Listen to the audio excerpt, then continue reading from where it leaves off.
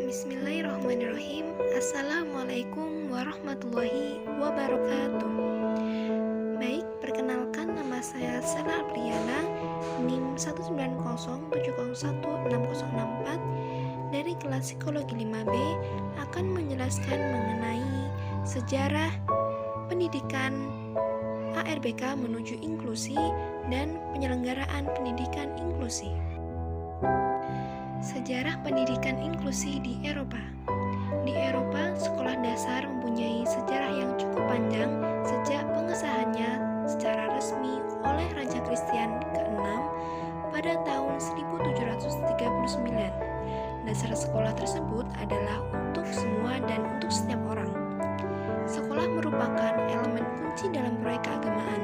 Isi pelajaran pada awal sejarah sekolah dasar tersebut adalah membaca dan penjelasan agama. Dari keputusan bahwa sekolah harus untuk semua orang, maka sejak itu sekolah bebas biaya. Namun ada pertanyaan, apakah sekolah itu benar-benar untuk semua orang, termasuk anak-anak penyandang cacat dan anak berkebutuhan khusus yang memerlukan layanan pendidikan? Sejauh mana kesadaran para pelaksana dapat mengakomodasi semua anak yang pada dasarnya berbeda-beda dalam cara belajarnya? Pontoppidan menyatakan bahwa anak-anak belajar dengan cara berbeda dan dengan kecepatan yang berbeda. Dengan adanya keragaman individu tersebut, maka kemudian perlu dikembangkan pendidikan yang diadaptasikan secara individual. Namun, ada pula orang yang menunjukkan rasa takut dan benci kepada anak-anak dan remaja yang memiliki kecacatan, sehingga mereka tidak mendapat kesempatan untuk mengikuti pendidikan. Dengan berbagai alasan, mereka tidak bersekolah. Akibatnya, mereka tidak berhasil memperoleh ilmu pengetahuan dasar yang diwajibkan agar lulus ujian. Karena tidak lulus, mereka ditempatkan di panti rehabilitasi, bahkan dipenjarakan. Selanjutnya, yang kedua adalah sejarah pendidikan inklusi di Indonesia. Abin Syamsuddin mengemukakan bahwa perubahan paradigma pendidikan di Indonesia mengacu kepada kedua hal yang melatar belakanginya, yaitu yang pertama, perubahan mengikuti perkembangan sosial politik, dan yang kedua, perubahan paradigma sistem pendidikan. Yang pertama adalah perubahan mengikuti perkembangan sosial politik. Perubahan yang dimaksud adalah perubahan pandangan dari memandang bahwa pendidikan anak didasarkan atas keadaan karakteristik anak menjadi pandangan bahwa pendidikan anak didasarkan pada perspektif kebutuhan anak. Dan yang kedua adalah perubahan paradigma sistem pendidikan. Perubahan yang dimaksud secara garis besar yaitu bahwa sampai dengan tahun 1900, pendidikan khusus masih belum mendapat perhatian. Anak berkebutuhan khusus terasing dari masyarakat dan cenderung mendapat penolakan.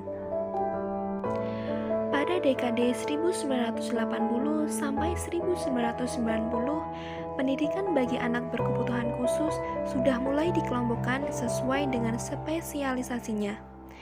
Pemerintah mulai membuka pendidikan khusus SLB negeri untuk tiap-tiap kabupaten atau kota di seluruh Indonesia. Selanjutnya, dilakukan penggabungan antara pendidikan khusus dengan sekolah normal dalam bentuk sekolah integrasi.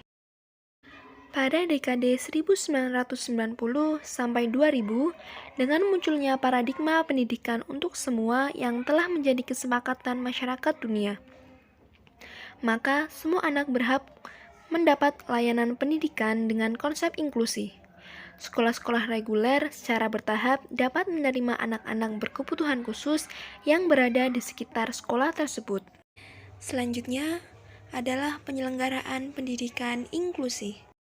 Pengertian pendidikan inklusif. Yang pertama, sistem pendidikan yang memberikan kesempatan yang sama kepada semua anak untuk mengikuti pendidikan dalam suatu lingkungan sekolah tanpa membeda-bedakan karena faktor gender, budaya, ekonomi, warna kulit, dan atau disabilitas.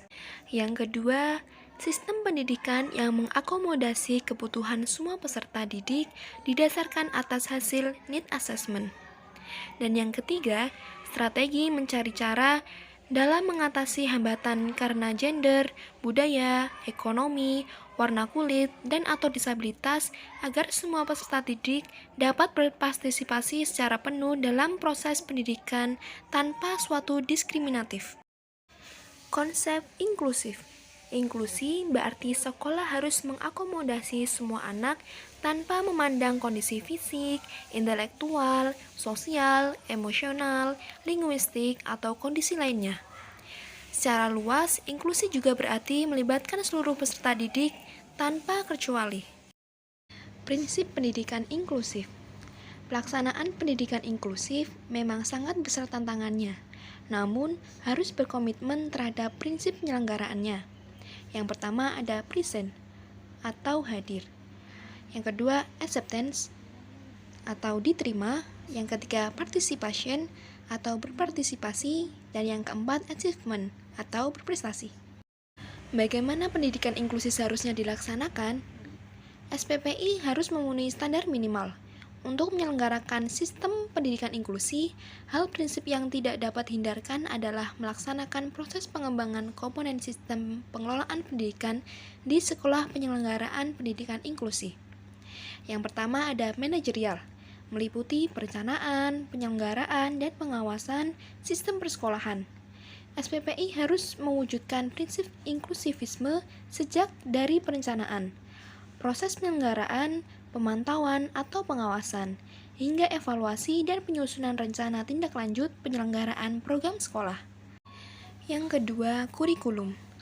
Pengelola SPPI memiliki kewenangan dan oleh karenanya harus memiliki kemahiran dalam mengembangkan dan menyesuaikan kurikulum sebagai pedoman pembelajaran yang disesuaikan dengan kebutuhan dan kondisi individu siswanya, terutama untuk siswa yang memiliki kebutuhan inklusi, termasuk penyelenggaraan program khusus. Baik, terima kasih. Wassalamualaikum warahmatullahi wabarakatuh.